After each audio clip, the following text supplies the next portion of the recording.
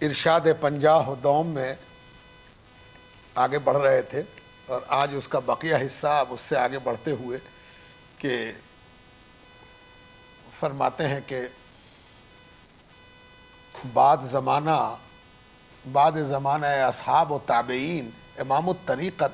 حضرت بایزید بسطامی، حضرت جنید بغدادی، حضرت ابراہیم ادھم قدس اللہ اسرارہم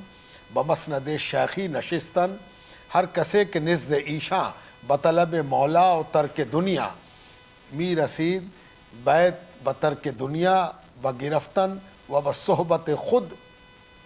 داشتہ استالی میں ذکر و فکر بخدا می رسانیدن.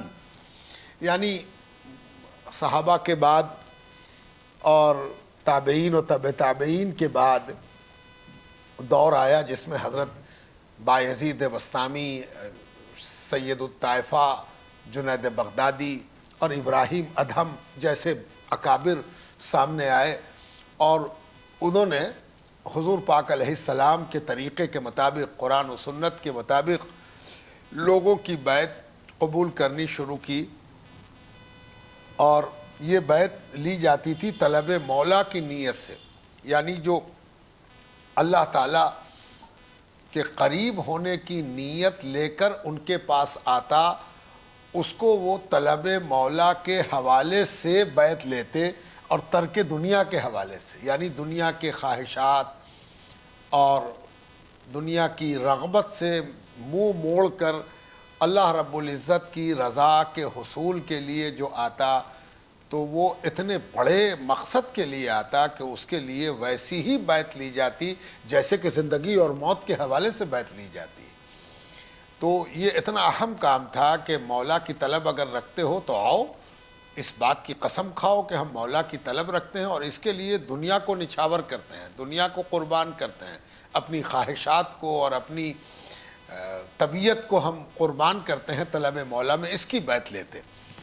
اور یہ اکابر اسی انداز سے بیعت لے کر لوگوں کو اپنی صحبت کا موقع دیتے، اپنی سنگت میں بیٹھاتے، اپنے ساتھ لیتے، اور اس طرح محنت کر کے ان کو بھی اللہ تبارک و تعالیٰ کے قرب کی کیفیت سے متلذذ کرتے، مزہ دلاتے، اللہ تعالیٰ کی نزدیکی کا ذائقہ محسوس ہوتا، اللہ تبارک و تعالیٰ کی نزدیکی کے نتائج ان کی ذات میں مرتب ہوتے، ذکر بھی سکھاتے، فکر بھی سکھاتے. چوں طالبان خدا نایاب شدن، پھر ایک دور آیا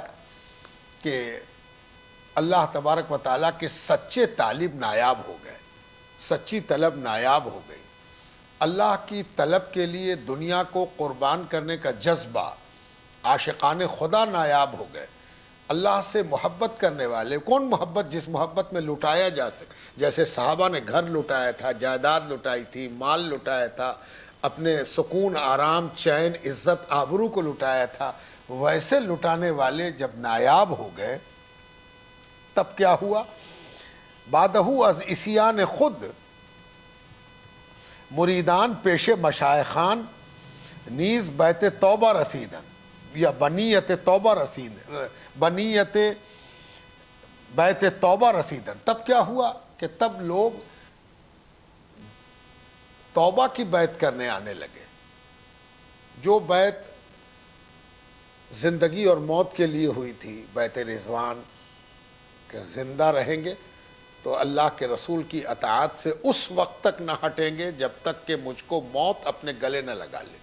ایسی بیعت سے اگر حالات نیچے آئے تو طلب مولا کی بیعت ہونے لگی، اور جب اس سے بھی نیچے آ گئے تو بیعت توبہ ہونے لگی. اب صرف توبہ رہ گئی کہ ہم توبہ کرتے ہیں، ہم اللہ تبارک و تعالیٰ کے آگے اپنے گناہوں پر شرمندگی کا اقرار کرتے ہیں اور آئندہ توبہ نہ کرنے کا وعدہ کرتے ہیں. یہ بیعت توبہ تک لوگ آ گئے. ہمت گھٹ رہی ہے، نشانہ کمتر ہو رہا ہے، برتر نشانے سے کمتر نشانے کی طرف آ گئے. ای بیعت توبہ جاری شد، اور اس طرح توبہ کی بیعت جاری ہوئی. آیت کریمہ کے از زنان بیعت توبہ گرفتہ شد. اللہ کے رسول صلی اللہ علیہ وسلم نے خواتین سے جو بیعت لی تھی اس سلسلے میں قرآن کی آیت موجود ہے، اللہ تبارک و تعالیٰ کی کتاب کی آیت کریمہ موجود ہے کہ یا ایھا النبی اذ جاءک المؤمنات یبایعنک علی ان لا یشرکن باللہ شیئا ولا یسرقن ولا یزنین ولا یقتلین ولا یقتلن اولادہن ولا یاتین ببہتان یفترینہ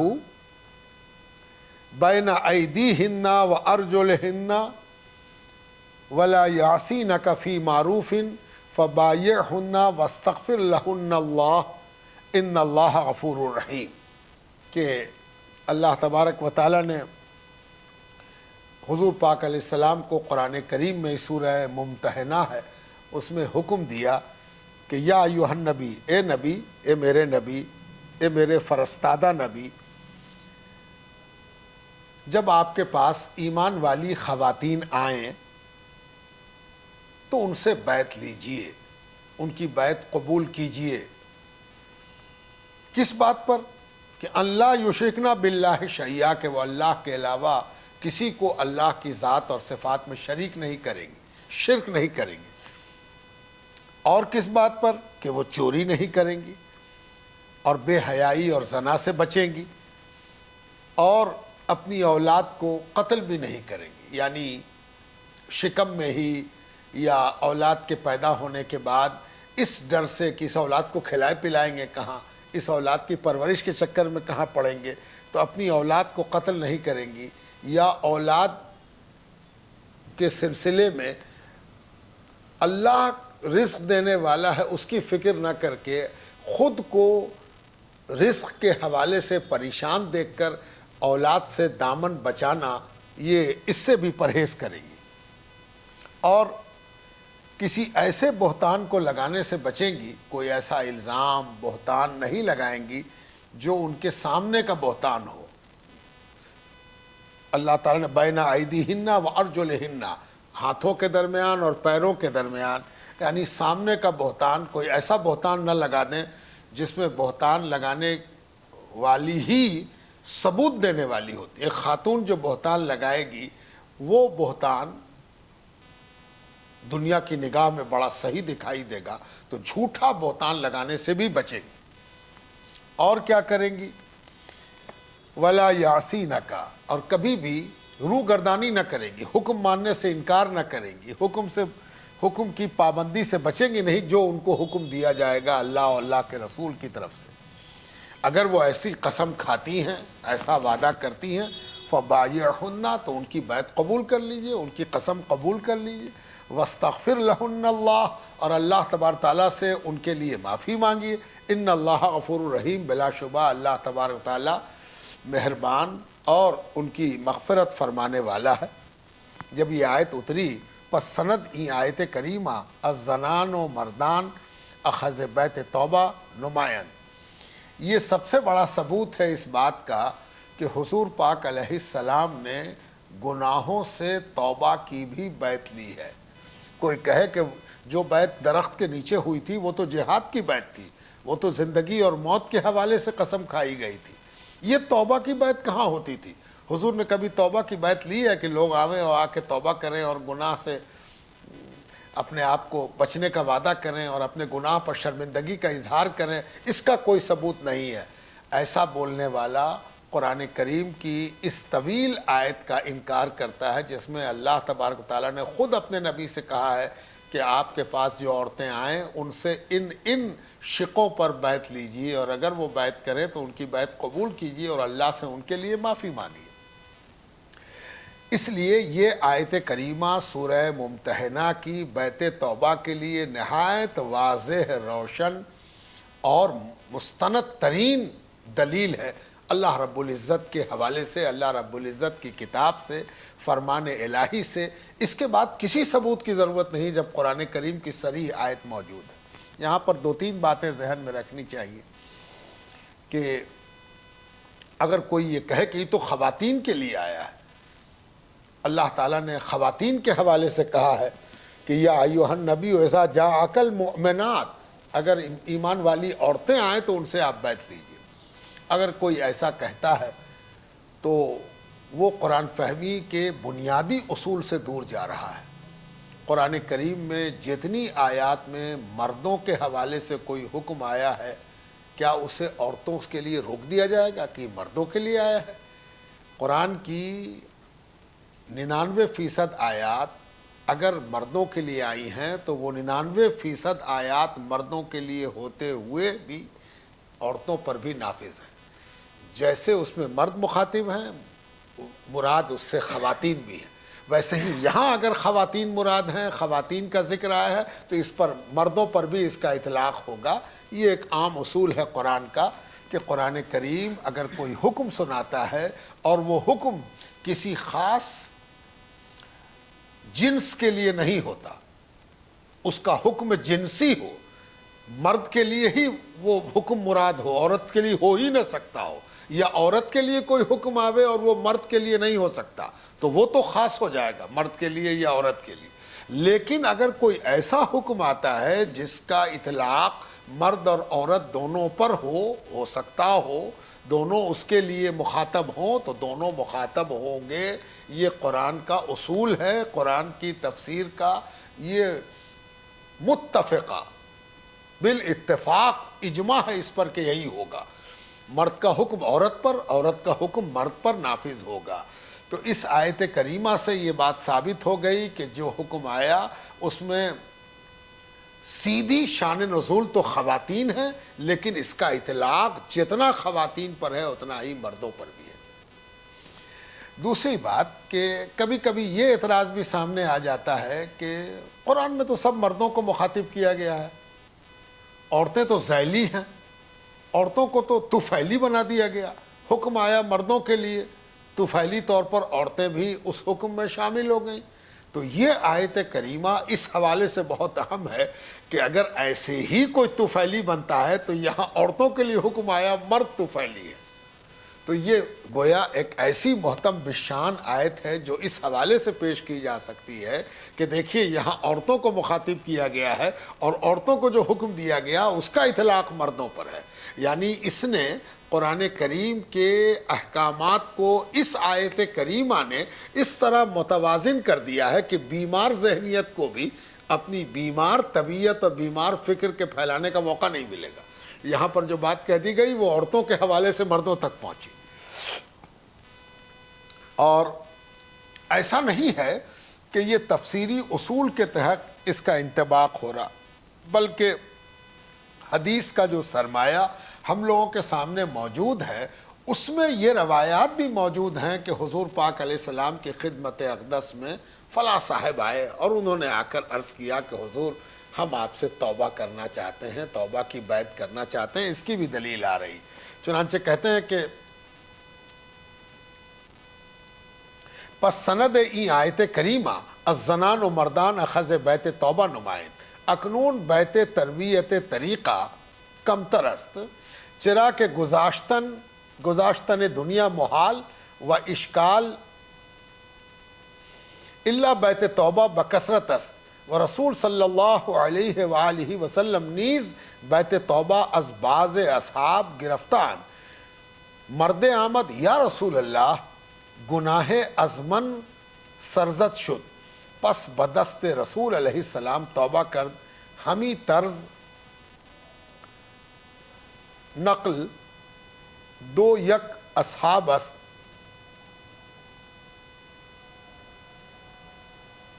یعنی حدیث کے سرمایہ میں ایسی روایتیں بھی موجود ہیں کہ کوئی صحابی آئے حضرت کی خدمت میں حاضر ہو کے انہوں نے عرض کیا کہ یا رسول اللہ ہم سے گناہ ہو گیا ہے، ہم چاہتے ہیں کہ آپ کے ہاتھ پر توبہ کریں، آپ کے ہاتھ پر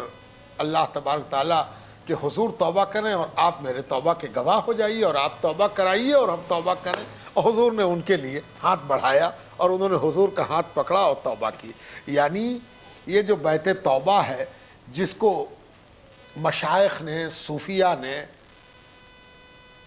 سادات صوفیہ نے، مشائخ صوفیہ نے بکثرت رائج کیا اور اپنی خانقاہوں میں لوگوں کی بیعت قبول کی، یہ بے بنیاد، بے سند نہیں ہے، بدعت نہیں ہے،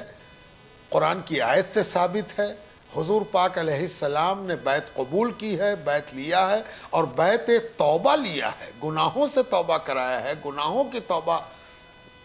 بیعت کی شکل میں حضور پاک علیہ السلام نے کرائی ہے۔ اس کا ثبوت باضابطہ مل گیا اور ثابت ہو گیا۔ اب فرماتے ہیں کہ در بیعت سے شرط است، بیعت میں 3 شرط ہے۔ مقدم بتصدیق قلب، فرمان خدا تعالی بجا آوردن و کلمہ طیبہ خواندن، لا الہ الا اللہ محمد رسول اللہ برسالت رسول علیہ السلام۔ و پیر خدرہ بر پیغمبر زمان علیہ السلام و بنیابت پیغمبر علیہ السلام پیر خدرہ دانستن۔ پہلی چیز کیا ہے کہ کلمہ پڑھے، لا الہ الا اللہ محمد رسول اللہ کا اقرار کرے، زبان سے اقرار کرے، دل سے اس کی تصدیق کرے، اور جس کے ہاتھ پر کرے، جس کا ہاتھ پکڑ کر کرے، اس کو حضور صلی اللہ علیہ وسلم کا نائب اور ان کی نیابت میں اس کو جان کے کرے، ورنہ یہ بیعت مشکوک ہو جائے گی کہ کس کے سامنے، کس کے ہاتھ پر کر رہے ہو، اس لیے کہ بیعت تو حضور ہی کے ہاتھ پر جائز ہے، تو حضور کے ہاتھ پر اصلاً جائز ہے، اور نیابتاً پیر کے اس پر جائز ہے کہ پیر اگر نیابت رسول میں بیعت لے رہا ہے تب تو ہے، ورنہ نہیں ہے۔ کوئی خود سے ایسا کرے، ایسا نہیں ہو سکتا ہے۔ نیابت رسول میں بیعت لے گا تو اس کی بیعت حضور کی وجہ سے صحیح ہو جائے گی۔ دوسری بات یہ فرمائی کہ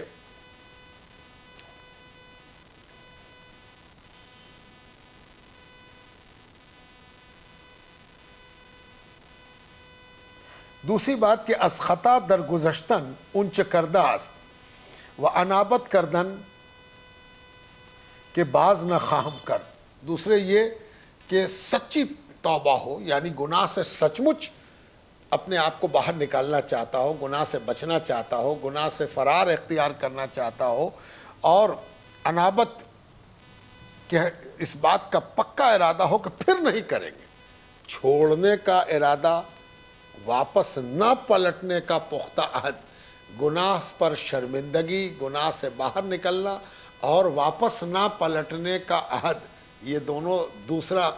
دوسری شرط ہے بیعت کی۔ ان دونوں میں سے کوئی ایک بھی کم ہوگی تو مشکل ہو جائے گی۔ یعنی کوئی یہ کہے کہ ہم گناہ سے تو توبہ کرتے ہیں لیکن پلٹیں گے کہ نہ پلٹیں گے ہم کیسے کہیں؟ تو اگر کیسے کہہ دیا تو بیعت نہیں ہوئی۔ بیعت تبھی ہوگی جب وہ کہے کہ ہم گزشتہ گناہ سے توبہ کرتے ہیں اور آئندہ اس گناہ سے بچنے کا وعدہ کرتے ہیں، تب بیعت مکمل ہوگی، ورنہ شرط پوری نہیں ہوگی۔ تیسری شرط، سیوم دست بردست ضرور است، ہاتھ پر ہاتھ رکھنا بھی ضروری ہے، ہاتھ میں ہاتھ دینا بھی ضروری ہے، بغیر ہاتھ میں ہاتھ دیے نہیں ہوگا۔ کہ از نص قرآن ثابت است، یعنی قرآن نے اس بات کی طرف اشارہ کیا ہے کہ جو لوگ بیعت رضوان بیعت کر رہے تھے وہ ہاتھ پر ہاتھ رکھ کے کر رہے تھے، حضور کا ہاتھ اپنے ہاتھوں پر رکھتے تھے، حضور پاک علیہ السلام کا ہاتھ اپنے ہاتھوں میں لیتے تھے تب بیعت کرتے تھے۔ اس کا ذکر اللہ تبارک و تعالیٰ نے تفصیل سے کر دیا ہے، اس لیے کوئی بیعت اس وقت تک نہیں ہوگی جب تک کہ ہاتھ پر ہاتھ نہ رکھا جائے۔ اب یہاں پر ایک سوال اٹھتا ہے تو کیا عورتیں بھی ہاتھ پر ہاتھ رکھ کے بیعت کریں گی؟ ایک سوال اٹھتا ہے۔ تو عورتوں کے لیے ہاتھ پر ہاتھ رکھنے کا حکم نہیں آیا ہے، نہ حضور نے کبھی کسی کا ہاتھ لیا نہ کسی کو اپنا ہاتھ دیا۔ حضرت عائشہ صدیقہ سے رضی اللہ تعالی عنہا یہ حدیث مروی ہے کہ حضور پاک علیہ السلام کے پاس جب خواتین آتی بیعت کی نیت سے آتی تو حضور ان کو یہی پڑھاتے جو سورہ ممتحنہ میں اللہ نے حکم دیا ہے، یہ پڑھوا دیتے۔ جب خواتین اس کا عہد کر لیتی، پڑھ لیتی، دہرا لیتی تو حضور کہتے میں نے تمہاری بیعت اللہ کے لیے قبول کیا۔ اس کے علاوہ حضور نے کبھی کسی کا ہاتھ نہ پکڑا نہ ہاتھ دیا. اس لیے حضور سے صرف خواتین کو پڑھانا مروی ہے، روایت ہے کہ حضور نے پڑھایا اور ان کی بیعت کو قبول کرنے کا زبانی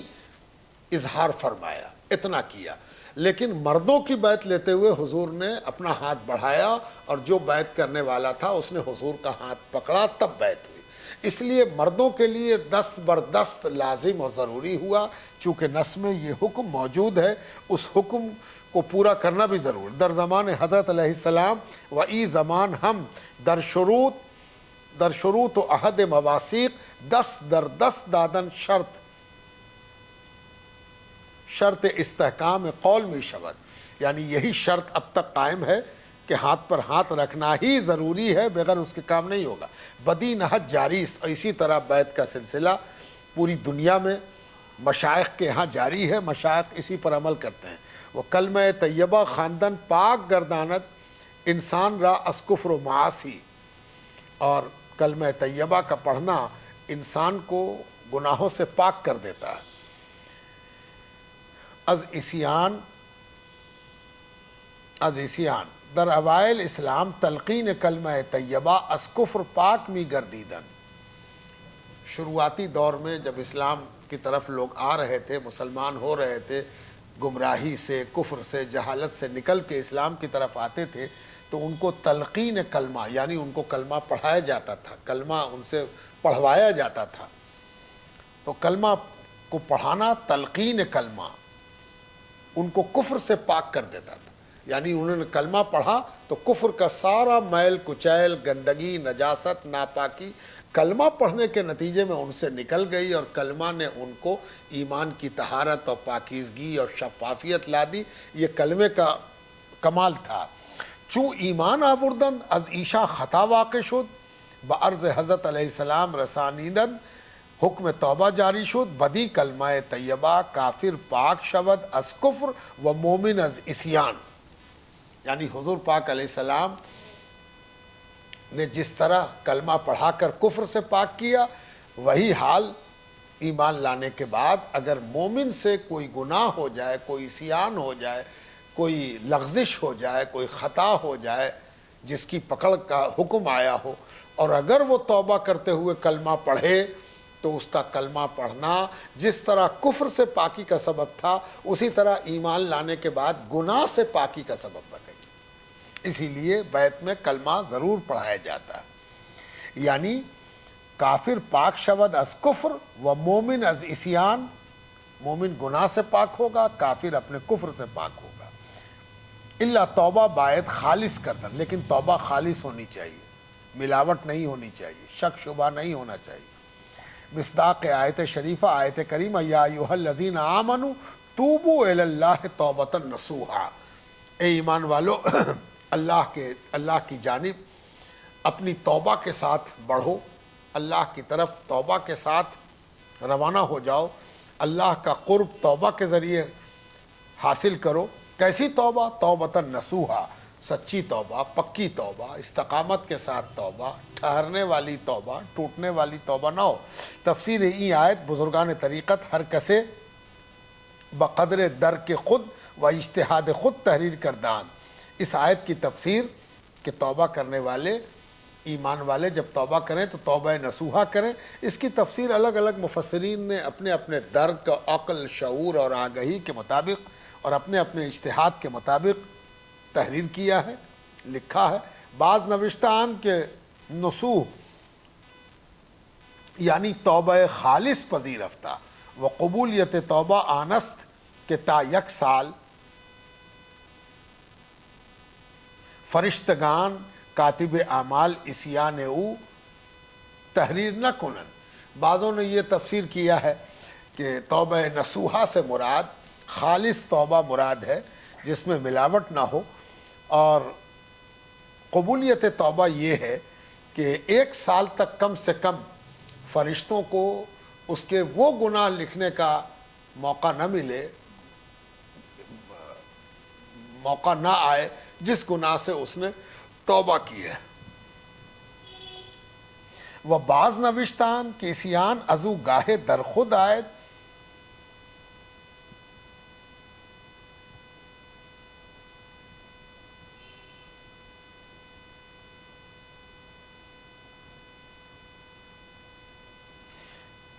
بمانی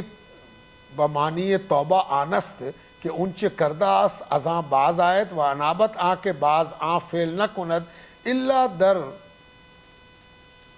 تحقیق من قبولیت توبہ و خالص توبہ آنست کہ وقت توبہ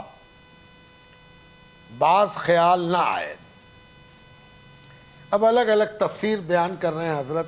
کہ توبہ نصوحہ سے کیا مراد ہے۔ اس کو الگ الگ مفسرین نے اپنے اپنے درک، تحقیق اور اپنے اپنے ذوق کے مطابق جو انہوں نے سمجھا ہے اپنی تحقیق کے مطابق بیان کیا ہے۔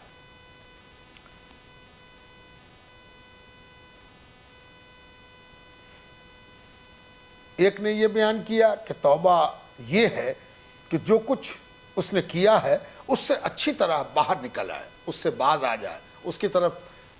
اس سے پلٹ آئے، یعنی گناہ کرنے سے پہلے جہاں تھا وہاں پہنچ جائے، یعنی پھر سے وہ ایسا صاف ستھرا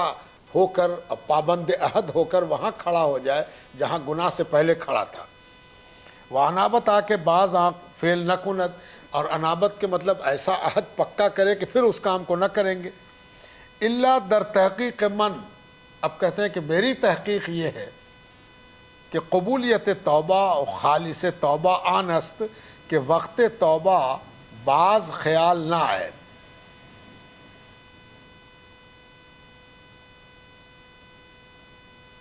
بفسق و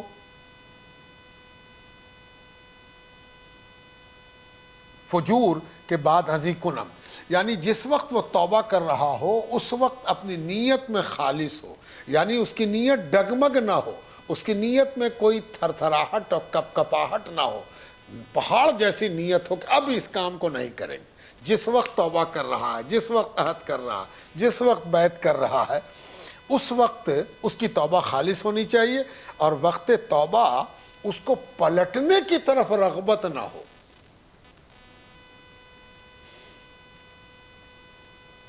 اگر چنی باشد البتہ توبہ او درست،